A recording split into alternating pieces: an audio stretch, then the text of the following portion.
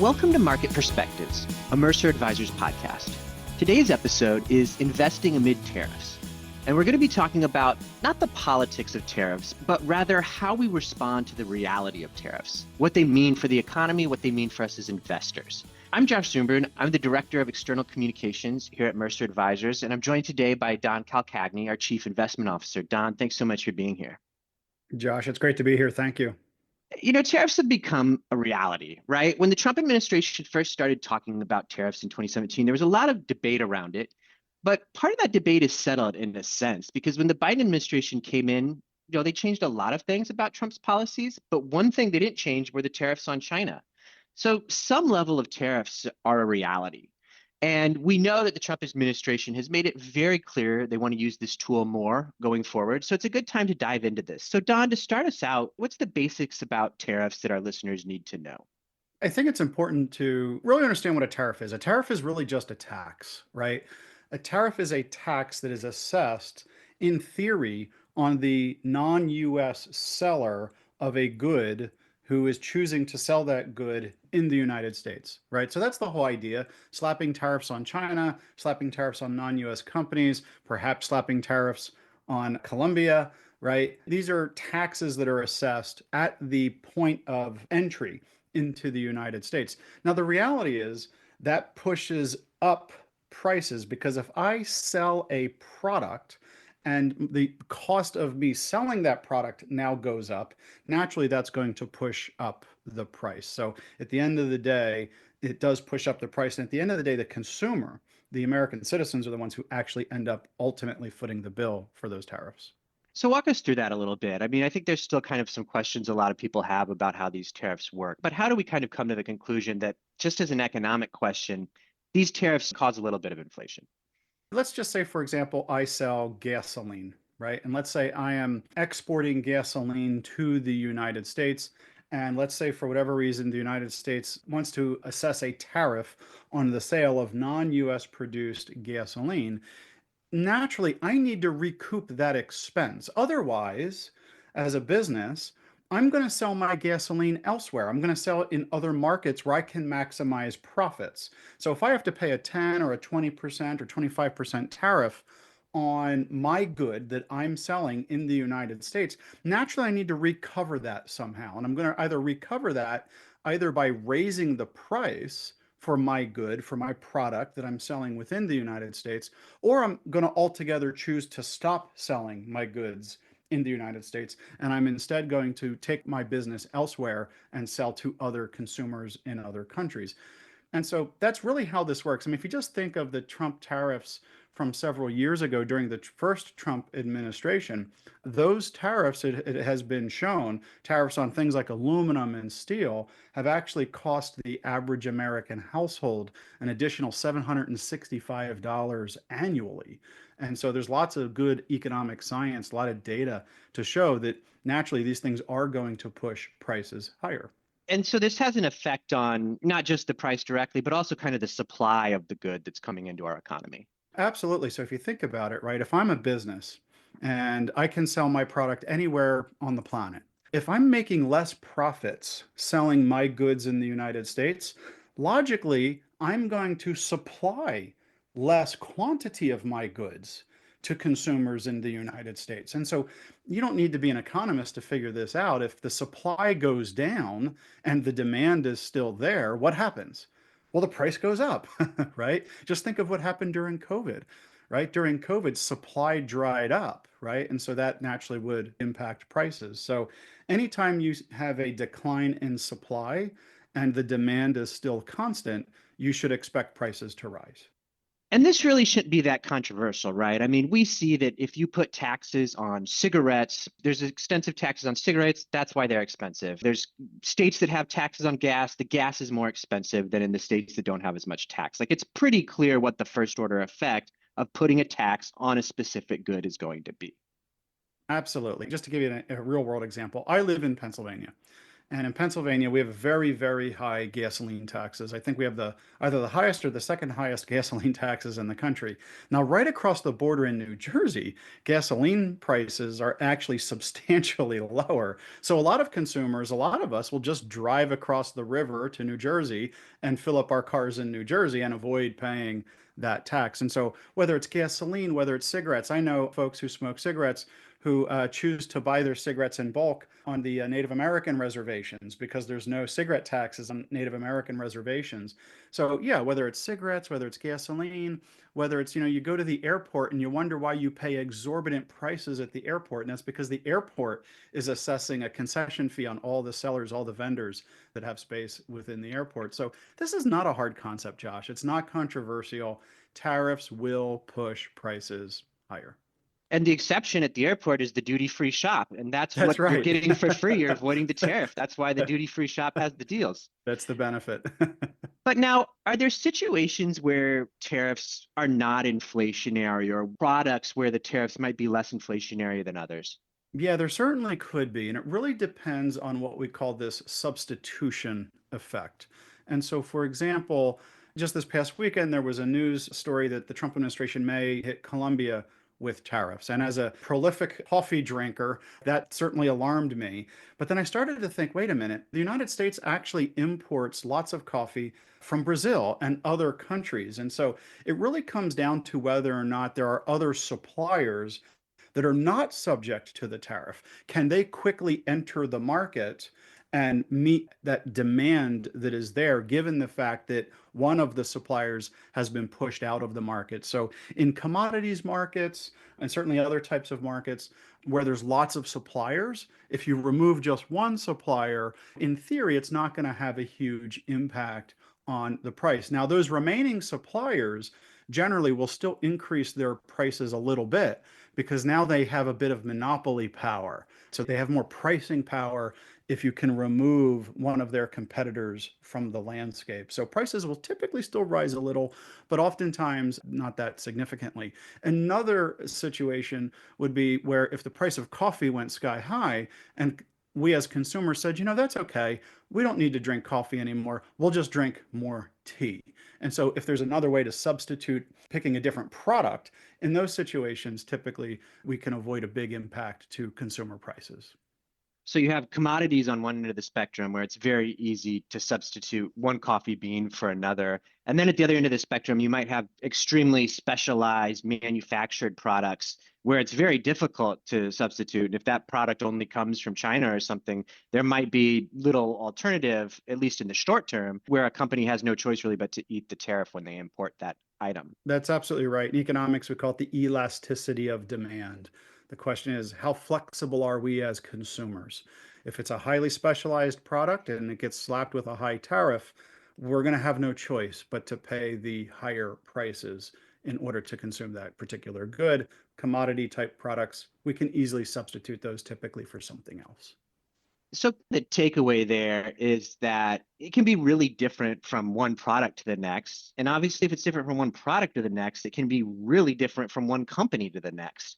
So how do you invest in a situation like this? Like, what are the investment implications of investing in this type of environment? It's interesting because I think that's like the $1 million question. Everybody wants to know, hey, how can I kind of game this, right? And I'd argue you really can't game this for a couple of reasons. Number one is the policy around tariffs could change in a New York second, right? I think when I went to bed Sunday night, we were seriously going to be hitting Colombia with tariffs. I woke up Monday and now we moved on. We're not going to hit Colombia with tariffs. We came to an agreement. And so these policies can change very, very quickly. And so you got to be careful. You don't want to be like turning over your portfolio, constantly trying to reshift things around only to have the governmental policy change in a second. That's the first concern. The second concern is let's take Whirlpool as an example. But there are lots of companies that have very complex global supply chains. And so you may think, well, wait a minute, if we were to hit Chinese manufacturers with tariffs, isn't that in theory good for US based manufacturers? And so if you take the Whirlpool example from several years ago when the Trump administration originally put tariffs in place on Chinese manufacturers, at the same time, they also put tariffs in place on aluminum and steel. Well, what happened is that actually hurt Whirlpool that actually hurt them. And actually, the entire US manufacturing sector, believe it or not, contrary to popular belief, actually contracted to the tune of several $billions in output was actually lost between 2017 and 2020 just due to those tariffs. And so companies with very complex supply chains, you need to be careful there, right? In theory, you may think that you're helping a US based company, but in reality, you could ultimately end up hurting that company in the long run. There's kind of relatively few companies that are purely US in their entire supply chain. There's raw materials that most companies use that are going to come from somewhere internationally. That's absolutely true. I mean, the economy, the global economy especially, is infinitely complex. And so the challenge with tariffs that we have learned many times throughout economic history, going all the way back to something called the Smoot-Hawley Tariff Act from the Great Depression, we have learned time and time again that the economy is very complex. And so assessing a tariff, for example, on Chinese manufactured goods is more likely than not going to come back and hurt consumers in some way, shape, or form. And that doesn't even take into account the fact, Josh, that when you hit a country with tariffs, the reality is they're going to retaliate, right? They're naturally going to hit us with tariffs. And the United States is a major supplier of goods and services to the rest of the world. So again, these cause and effect relationships throughout the global economy are very complex. And it's very likely that putting tariffs in place on one particular good or one particular country, it's not going to end there. There's going to be a very unpredictable domino effect that ultimately can come back and hit consumers. How should we think about the risk to international investments in this type of environment? Most of us, if we're investors with diversified portfolios, we have an allocation to international stocks. To Yeah. what extent should we be sort of reevaluating that in this kind of tariff environment? Again, I don't think the tariff environment necessarily forces us to reevaluate, for example, a portfolio allocation to non-US companies. And let me give you a real concrete example why. Let's just go back to the coffee example. The United States imports 24% of the coffee that we consume from Colombia and 35% from Brazil. And so, in theory, if we were to hit Colombia with tariffs, what it means is that Brazilian producers would actually benefit from that, right? And so if you have a diversified portfolio consisting of non-US equities, the reality remains that part of your portfolio would benefit, part of your portfolio would suffer from that particular tariff decision. Interestingly, the US part of your portfolio might actually suffer from that tariff decision as well, right? Consumers may purchase less coffee from Starbucks or Dunkin' Donuts, right? And so at the end of the day, that could also hurt your US portfolio. So again, back to my point, trying to draw very simplistic cause and effect relationships is very difficult. And so the tariff environment, the reality is, I don't think that forces you necessarily to reevaluate a non-US allocation. I think what it does do is it forces you to reevaluate what's the level of diversification in the portfolio, right? How much fixed income do I have? Which countries do I have exposure to? Am I broadly diversified enough so that I can weather any potential economic storm that might come about as a result of tariffs? When the Trump administration has talked about tariffs, they've often talked about three goals. One is to use them to raise revenue. Another is to encourage companies to bring their supply chains back to the United States, because to the extent you're making things more in the United States, there's less tariff on it if you can bring everything back into the United States. The third reason that they've cited is to use the tariffs to generate leverage in negotiations, right? That's kind of what we saw with Colombia. They threatened tariffs because Colombia wasn't accepting US airplanes, wasn't allowing them to land. Colombia said, we'll let the airplanes land. And so the US said, well, we're going to back off from the tariffs. So it's just a negotiating tactic in that situation. But I want to talk just a second about this idea of bringing back US manufacturing. What should we as investors watch out for in terms of a return of US manufacturing capabilities? Again, I think that's a very simplistic conclusion to draw from putting tariffs in place. So for example, if you were to hit China with tariffs, in theory, you would think, okay, well, that's going to now incentivize those manufacturers to onshore, to move back to the United States from China, in theory. Well, in a world where there's only two countries, that would make sense.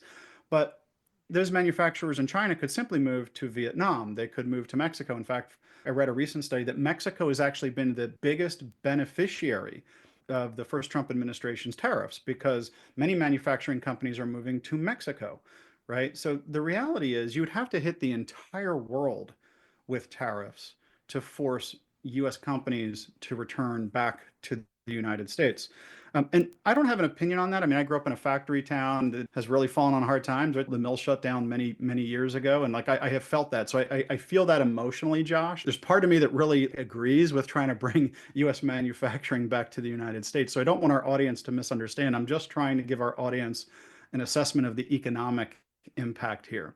The reality is, even if those companies were to return to the United States, the reality is in the United States, we have a higher cost of doing business. We have higher labor costs. We have environmental regulations, right? All of these things I would argue are good, right? But they do push up the cost of doing business in the United States. And so what does that mean?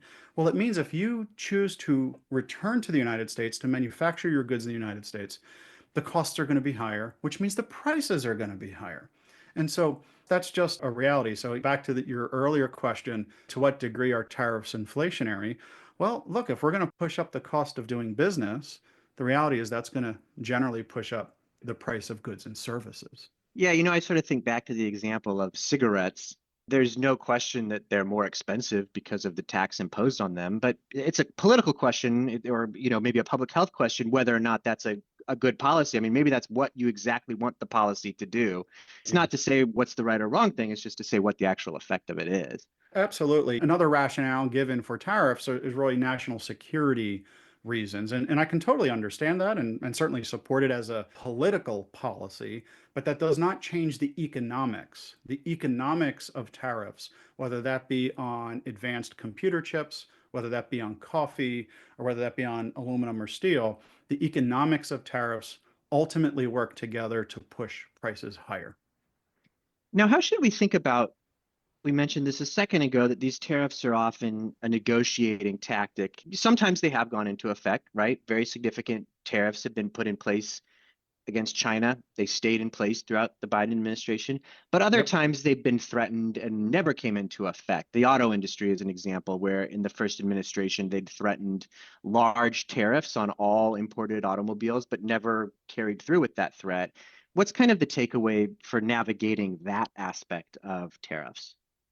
Well, I mean, the reality is the United States remains the world's largest economy, and all of the forecasts at this point suggest that it will, in perpetuity, remain the world's largest economy. There was some concern that China may eclipse the US economy in size, but there's lots of evidence recently that suggests no, that's not going to happen. And China's economy is a very closed economy, very difficult to get permission to do business in China given the new policies of Xi Jinping. So the United States is a very lucrative market for businesses to transact in. And so it is a very powerful negotiating tool. I can totally understand why President Trump wants to wield this tool, this weapon, as a negotiating tool, because I do think it is very powerful. Now, the challenge is, though, and you're right, there's been many times when it was walked back and ultimately we found some sort of negotiated agreement. But the reality remains is the minute you put it in place, other countries are also going to retaliate. And the minute you put that in place, back to what we've been discussing thus far on this particular podcast, there are first and second order economic effects that will certainly hurt consumers. And so my view is, how do you navigate this from an investment perspective? Like I've said before, trying to draw very simplistic cause and effect relationships, I would argue that's a fool's errand. So what do you do given that information? You would want to build a highly diversified portfolio, both public and private markets. If you qualify for investing in private markets, you'd want to make sure that you have a proper asset allocation between stocks, bonds, real estate, and so on and so forth. So that's really the best way to navigate it, is to stay broadly diversified. As a consumer, that's a whole other topic, but budget management, things like that. If you're looking at making a large purchase of Colombian coffee, you may want to do that now and perhaps not wait 3 weeks, right? Although at the moment it sounds like we have an agreement. It's a significant economic policy, but for kind of us as investors, there's a lot of wisdom in still staying the course. There really is. There's danger as investors in trying to derive an investment thesis from what's happening in the political environment.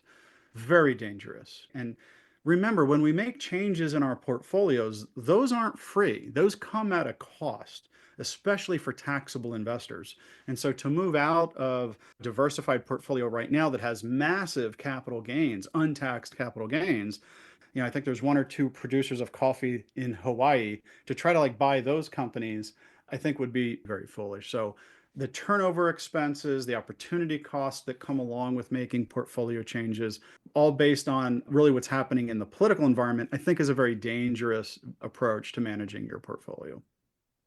Well, I think that's a great piece of advice to leave this discussion with. Don, thank you so much for your insights here today. Thank you. If you're already a Mercer Advisors client, feel free to reach out to your advisor with any questions about your portfolio. And if you're not a client but would like to learn more, visit our website, merceradvisors.com, set up a phone call with our team. Until next time, this is Market Perspectives.